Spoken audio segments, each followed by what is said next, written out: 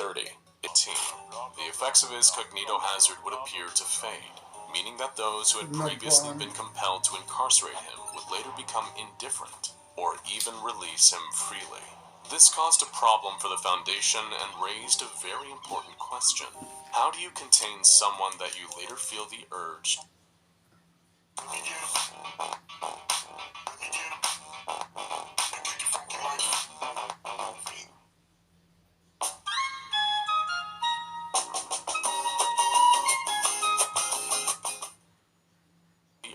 to set free?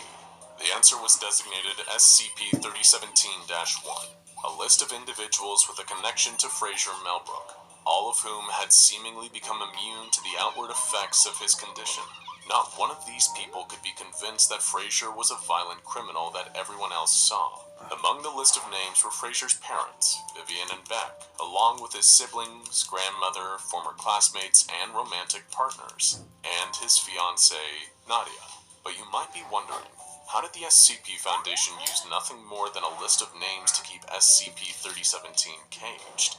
By threatening them, of course. Researchers who interviewed Fraser found that they could greatly decrease the secondary effect of his condition, making them far less compelled to free him. All it took was them to tell Fraser that his family, friends, fiancé would be captured, tortured, or even killed if he tried to escape containment. According to the Foundation, this didn't stop Fraser from trying to escape, though. His file states that he actively made several attempts to breach containment, all of which failed. The truth, however, was that just about any move that Fraser made was misinterpreted as an attempted escape. In one instance, while trying just to use the bathroom, SCP-3017 was tackled and restrained by a Foundation guard. You see, Fraser knew that just like with his previous arrests, he'd done nothing to deserve being locked up and interrogated by the SCP Foundation. But to the eyes of everyone around him, he was a dangerous threat. The researchers and guards treated him like a monster, because as far as they saw, he was one. By manipulating information about the current health of his loved ones, like telling him his grandmother had developed lung cancer, the Foundation kept Fraser under lock and key. Hearing threats against his friends and family, or bad news about their current state quickly put an end to SCP-3017's attempts at escape. Even though he was frustrated with the Foundation, he was without hope and had little choice in the matter. So Fraser did his best to comply with his captors and offer the SCP Foundation information on groups of interest he thought they wanted to hear, even though he had no affiliation with any of them. By bringing Fraser's fiancée, Nadia, into containment and showing him a live video feed of her, Foundation researcher Dr. Kiran hoped to coax a wealth of valuable information out of SCP-3017. Afraid for his partner's life, Fraser did his best to answer their questions, and Nadia was later freed and given amnestics to forget the incident. But Foundation researcher Rylan was quick to realize that the information Dr. Kiran had extracted from SCP-3017 didn't seem to add up. Fraser, of course, had no knowledge about any groups of interest, and had to improvise to protect his fiancée. Researcher Rylan picked up on this, remarking that SCP-3017's information could not be considered reliable. But she was unsure if Fraser was hiding something or simply didn't know anything. During another interrogation, Fraser's brother, a former classmate, and two former romantic partners were brought into the Foundation and sedated. In an adjacent room, Fraser was threatened by Dr. Kiran with a handgun and made sure to answer further questions. Every time he didn't, the doctor threatened to shoot one of Fraser's loved ones. It was after this incident that researcher Ryland once again reassessed the information given by SCP-3017. Finally, she came to realize that there was no evidence of Fraser's criminal history, nor was there anything tying him to groups of interest. Everything that the Foundation had thought of him was just a result of SCP-3017's condition, and he genuinely had none of the information they'd been seeking. He was only answering their questions to protect the lives of people he cared for. Realizing the huge ethical mistake the Foundation had made, essentially psychologically torturing Fraser for information he simply didn't have, researcher Ryland begged her superiors that SCP-3017 be released. The request was denied, and instead Ryland was contained, believed to be a new instance of SCP-3017-1. With the help of Security Officer Rudolph Cardiad, who had guarded Fraser, Rylan escaped her own cell and the pair of them triggered a containment alarm. In the ensuing confusion, Rylan and Cardiad freed SCP-3017 from his incarceration, and she and Fraser escaped the containment facility where Officer Cardiad was captured and contained by security personnel. Rylan brought Fraser to what she thought was safety of his family's home, but neither of them expected to see what awaited them. The house had been burned to the ground, with almost all of Fraser's family inside. His parents, siblings, grandmother, fiancé, and even neighbor had all perished in a fire that had engulfed the one place in the world that Fraser hadn't been held against. Spotted damage to the electricity network? Report it to Energex immediately. Spot it, report it. That had engulfed the one place in the world that Fraser hadn't been held against his will. It is still unclear if the fire was intentionally started by a member of the SCP Foundation to drive SCP-3017 back into containment, or had merely been an unfortunate accident. But notably, Dr. Kiran had been strangely absent during SCP-3017 and Rylan's escape from the Foundation. Overwhelmed with grief and despair, Fraser was last seen on a bridge not far from his childhood home, and researcher Ryland was recaptured without resistance by Foundation personnel near the same spot. With SCP-3017 gone along with his cognitohazardous effects, both her and Security Officer Cardiad were reinstated back to full employment with the Foundation. The Foundation then reclassified SCP-3017 as neutralized, quietly avoiding the truth of their mistake. All records of his supposed criminal activity and links to anomalous groups were stricken from the record as unsubstantiated. He had been innocent all along, just a man who had never done anything he was accused of, and didn't deserve to be locked away. The SCP Foundation had tortured Fraser, asking him questions he didn't have the answers to, using the love he had for those closest to him as a way to try and goad him into giving the Foundation what they wanted, and in the end, may have been responsible for multiple innocent people being murdered. Perhaps it was easier for them to stamp neutralized on his file than to actually face up what they'd done to him. The Foundation has spent at least a century containing anomalies and monsters, but the hardest monsters to contain are often the ones that emerge within us, and nothing better illustrates that than the Foundation's monstrous treatment of SCP-3017. Now check out SCP-5094 Miss J's WizKid Schoolhouse and SCP-507 Reluctant Dimension Hopper for more SCP Foundation stories that'll tug at your heartstrings. With the new Combank app, you can do it all. Track your spending and invest from anywhere. Because with new personalized features, the Combank app understands every version of you. Well, nearly. Flying in a plane nowadays is about as safe as catching a ride on a bus or commuting on the subway. Of course, that doesn't stop people being afraid of flying.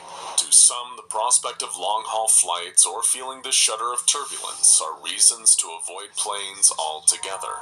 And then, every year, there are stories of downed flights or those that go missing, all adding fuel to that aviophobia fire. Take, for example, the infamous Bermuda Triangle, that well-known region of the western part of the North Atlantic Ocean. What does that have to do with a fear of flying? Well, famously, a high number of aircraft are believed to have mysteriously vanished while flying over the Bermuda Triangle. Their wreckage and passengers rarely ever recovered. Stories like that are enough to make anyone think twice about setting foot in a plane again. And then, there's SCP-787. As you may have already guessed, SCP-787 is a plane. Specifically, it is a Boeing 747-200, with a wingspan of nearly 200 feet and capable of seating over 800 passengers. The 747-200 is a part of the famous Boeing 747 family of aircraft. These are quad-engine commercial airliners, designed to be the safest ever built. The particular Boeing 747-200 that has since become known by the Foundation as SCP-787, is slightly different from one that might take you from your nearest airport to your long-awaited vacation, though. For one, SCP-787 has no known date of manufacture and no call sign, both which a standard Boeing aircraft would be expected to have. Additionally, the plane's entire exterior has been repainted. Strangely, even the windows have been painted over, and the paint was still wet when SCP-787 was first discovered. As for the inner workings, all of SCP-787's mechanical components, including its turbines, engines, and landing gear, are in perfect working order with no signs of any damage. In fact, the SCP Foundation's researchers aren't even sure that SCP-787 has actually flown since its construction. The plane's machinery looks so pristine that they might be brand new, with no detectable signs of any previous use. However, inside the main body of the plane, it seems to be a different story. Anything not mechanical, like the carpets and seats, have decayed over time. Perhaps strangest of all is the cockpit. Both the pilot's and co-pilot's chairs have been replaced with two masses of computer components, arranged to take the shape of two chairs. So what, you might be thinking? After all, SCP-787 is, for all intents and purposes, just an ordinary plane. Not enough to put you off flying, right? Nothing more than a Boeing with a few little things off about it, like some missing seats and decaying upholstery. Well, there's that. And then there's the over 500 dead bodies on board. In June 1987, this flight of the dead was discovered several kilometers outside of the city of Bremerton in Washington state. The SCP Foundation moved in, securing the plane and swiftly getting it into containment. Now kept within a Foundation hangar, the interior of SCP-787 is monitored for 24 hours a day. Surveillance cameras and microphones are located within the cockpit, passenger areas, and even the plane's baggage hold, with recorded footage and sound relayed back to the Foundation.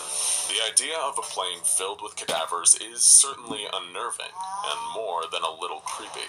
But why the need for all the surveillance? After all, the bodies on board are all dead, right? Surely they're not going anywhere. Well, let's talk about those bodies. How would you expect someone to die when they are aboard a plane? Maybe they'd be thrown around during a crash landing. Or perhaps a sudden depressurization might cause the passengers to suffocate due to lack of oxygen. Under normal circumstances, you might be right, but SCP-787 is no ordinary plane, and the passengers on board were not killed in ways you might expect from any ordinary aircraft accident, referred to by research staff as SCP-787A specimens. The cadavers aboard this particular Boeing 747-200 all have dramatically different causes of death. Some of the specimens show signs of strangulation. Others seem to have starved or drowned. Other bodies on board have injuries like gunshot or stab wounds, while further corpses look to have died as a result of blunt force trauma. A few have even been exsanguinated, that is, completely drained of all of their blood. One commonality among all the specimens on board SCP-787 is that some form of mutilation has occurred. 23 passengers had their tongues removed. A further 73 were scalped. 230 had Cyrillic letters carved into their left hands, and almost 500 of the passengers had their fingertips. With NRMA comprehensive... Pause it. It's two up there. Done. And we'll, up there as well. Done, Daddy. Good girl. Press play, of car insurance. If your brand new car is written... Seems strange enough, but of course, then there's the apparitions and noises that manifest inside SCP-787, which is why the Foundation keeps the plane under round-the-clock surveillance, so they can monitor any anomalous activity taking place aboard this flight of the dead. Any attempts by Foundation personnel to enter the plane during an anomalous occurrence have led to individuals being physically ejected from SCP-787, causing severe organ damage and internal bleeding for up to 72 hours. The anomalies that occur inside SCP-787 range from the presence of loud noises with no obvious source, to the manifestation of strange human-shaped entities within the plane. The first anomalous occurrence recorded within SCP-787 was in 1988. when the sound of a loud pounding was heard against the doors and windows of the plane's left side. 2 years later, a male voice could be heard from the onboard bathroom, repeating a singular phrase over and over. Philosophers always run from the advanced thickening treatment. In 1993, the plane's in-flight entertainment system seemed to be activated by itself. The overhead screen showed a bizarre choice of in-flight movie. Colorless pictures of a deceased man, accompanied by a female voice reading a gynecology book in Czech. The same year, the longest lasting of the SCP-787 anomalies took place. This time, the plane's fastened seatbelt sign spent almost 4 hours flickering, while the first 15 seconds of Jefferson Airplane's White Rabbit played on a loop over the onboard speakers. It wasn't until 1997 that the first of the humanoid entities appeared aboard SCP-787. This figure was indistinct, lacking any discernible detail, little more than just a human shape standing in the aisles. Observed by the Foundation's surveillance equipment, the figure was seen removing an emergency oxygen supply and mask from seat H43. It stood perfectly still, wearing the passenger's breathing mask for over 2 minutes before removing the mask and disappearing from the view of the cameras placed on board. The figure did not appear anywhere else inside the plane. Another figure appeared 4 years later in 2001, sitting in the mass of computer parts that made up the co-pilot's chair. This figure, much like its predecessor, was indistinct in its features. For almost 4 minutes, it sat in the cockpit of the Boeing 747-200, just whimpering softly. Then it lurched forward, vomiting all over the console in front of it, before quickly disappearing like the first figure. SCP personnel collected a sample of the vomit the entity left behind.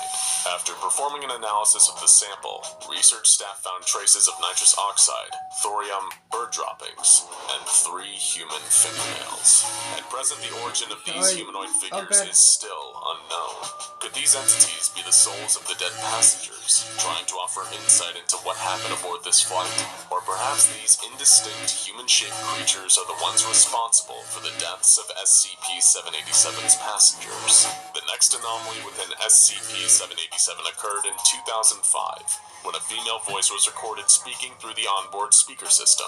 The voice said, "For your comfort and enjoyment today, pancakes will now be served. Please do not leave your seat. Pancakes will now be served. Please do not leave your seat. Do not leave your seat. Leave your seat. Please. Pancakes will now be served. Yay! Pancakes." Exactly what the relevance of pancakes are to a plane full of bodies is still under investigation by the SCP Foundation. Next, in 2007, the Boeing's overhead emergency air masks fell from the ceiling, only to be snatched back upwards. They continued deploying and retracting for 14 minutes, while the plane was simultaneously filled with the noise of screams. Finally, the only other notable anomaly took place a year later, when the onboard temperature within SCP-787 dropped 33 degrees, from 20 to minus 13 Celsius in a matter of seconds. By the late 2000s, the Foundation's researchers was having little luck understanding the nature of SCP-787's anomalies. Instead, they turned their attention to identifying the bodies of the deceased passengers on board. Through the use of advanced forensics and population databases, these researchers attempted to determine where exactly these bodies had come from. Researchers still haven't determined if they all died on the plane, or if someone had exhumed them from graves before placing them aboard for some unknown reason. In fact, the answer was neither, and Foundation researchers discovered something that no one had expected. Jack, how are you? Yes. How's your flight? Too long. I hear you're into golf. Yeah?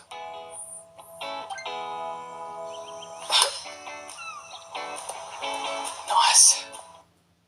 And Foundation researchers discovered something that no one had expected. One of the passengers was still alive.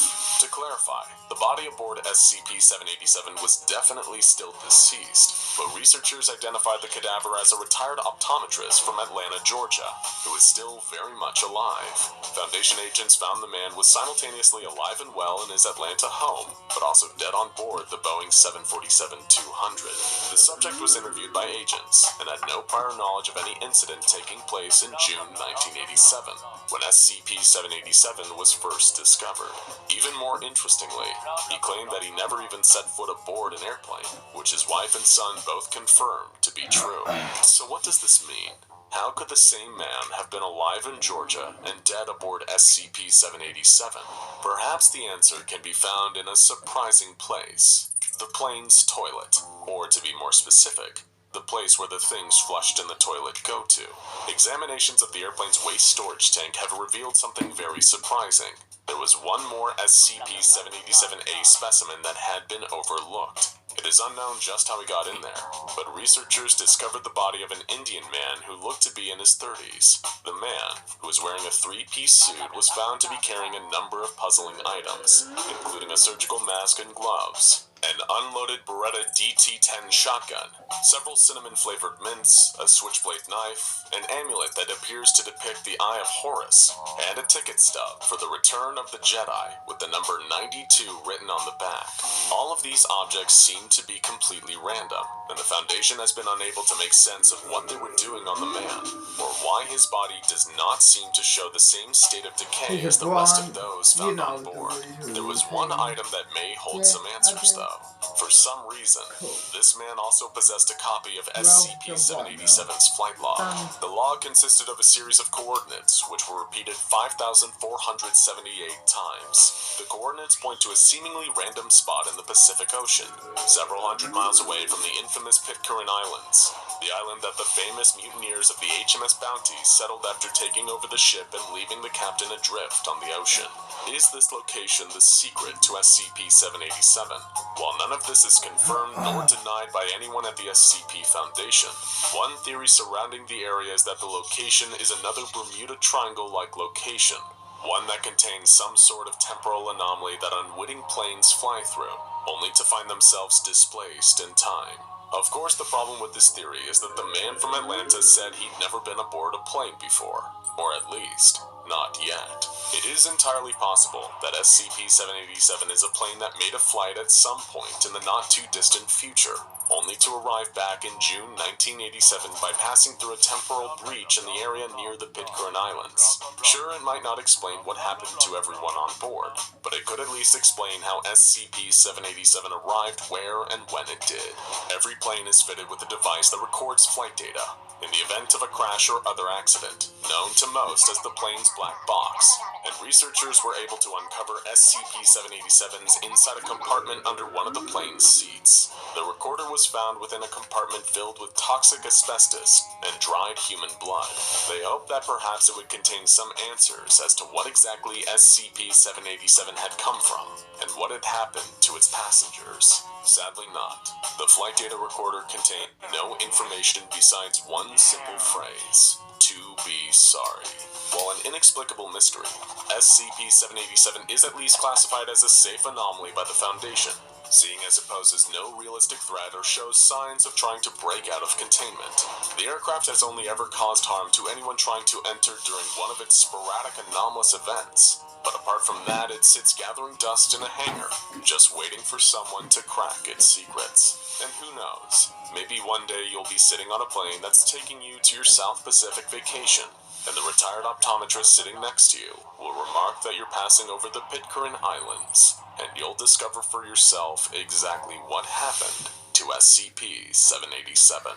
Now check out SCP-354 The Red Pool and SCP-3999 I Am at the Center of Everything That Happens to Me for more frightening mysteries from the SCP Foundation.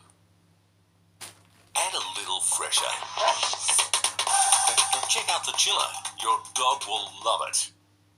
Feeling hungry? Maybe you could go for a snack right about now. Or a nice refreshing can of your favorite soda. Perhaps if you've got some change burning a hole in your pocket, a nearby vending machine would be a good choice. And trust us, there's no vending machine like this one. SCP-261 will give you a treat that's out of this world, or rather, out of this dimension. That's how this safe class anomaly earned its incredibly accurate name, the Interdimensional Vending Machine. It was first discovered in a dark alley in Yokohama. Die.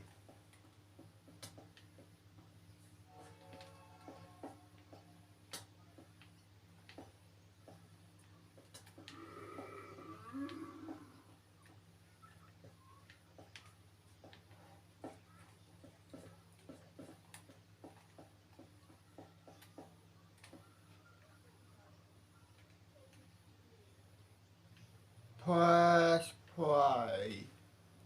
Japan. Japan is a place where you can find a number of strange and surprising things in vending machines, but nothing quite like this. The Foundation was first alerted to its presence after one of their web trawlers noticed some interesting chatter on Japanese online message boards about a magic vending machine. To these Japanese forum users, it sounded like a fanciful urban legend, a vending machine where you could get something truly fantastical if you have the yen to spare.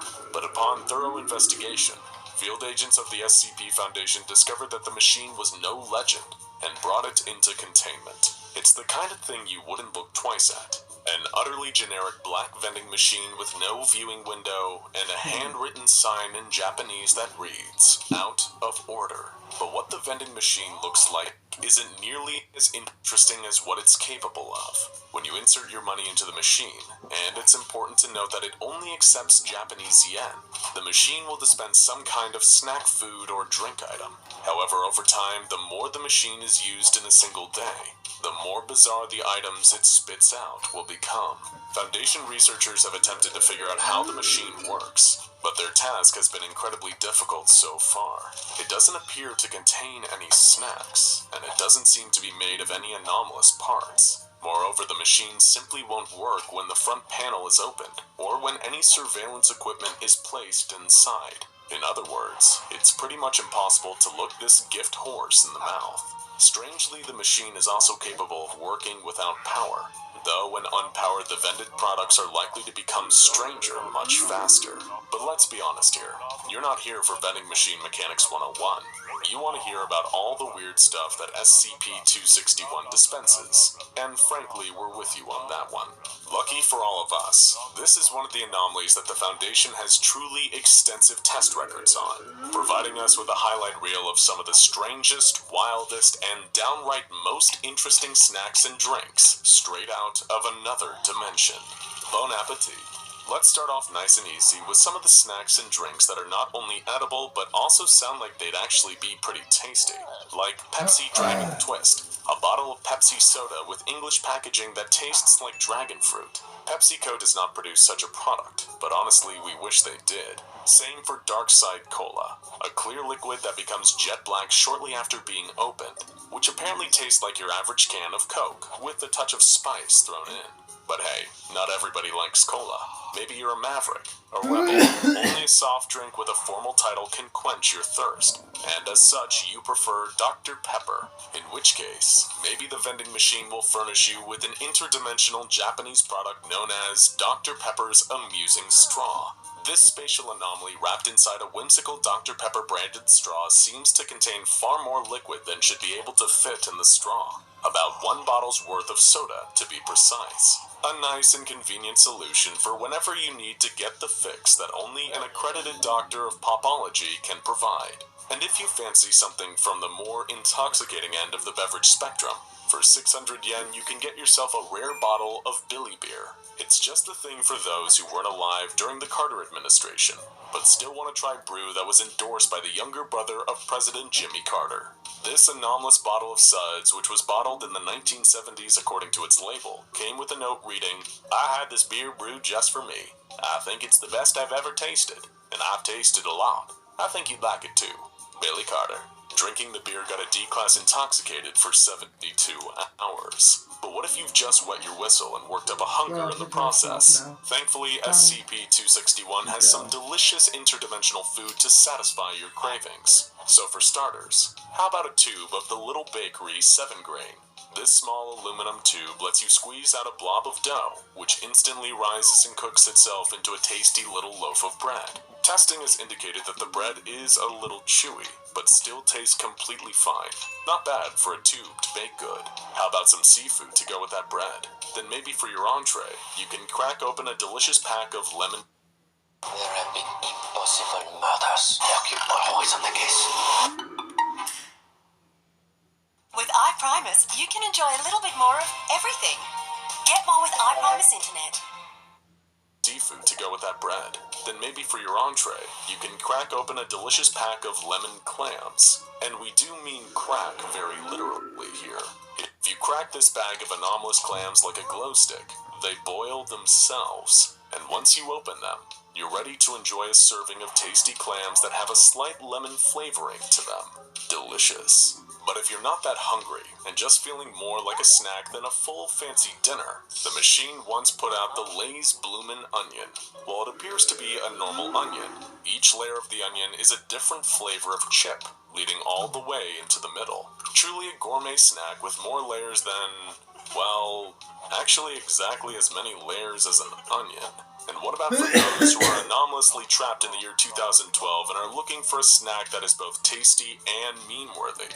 Well, you'd be lucky to receive a 700 yen bacon shirt. It's exactly what it says on the can, an edible shirt that both smells and tastes like bacon, and has no real side effects other than making you smell a little like bacon while you're wearing it. Though this could be a dangerous anomalous effect if you decide to walk through your local dog park while you're wearing it. We've been told it pairs well with the meat hat teriyaki fedora, a size 64 trilby-style fedora made entirely out of teriyaki-flavored beef jerky. The object came flattened in a cardboard box bearing the tagline, "You can have your hat and eat it too," which is a pun that probably makes a lot more sense in their dimension. Still a bit hungry? Well, lucky for you, this magical vending machine has got you covered on dessert too. Ready? For 700 yen, the Yeah, foundation was I'm ready, Daddy. Could get $1. Well, let's do this. Pull your hair. I will see you in the morning. Now, if you don't mind, get out of here.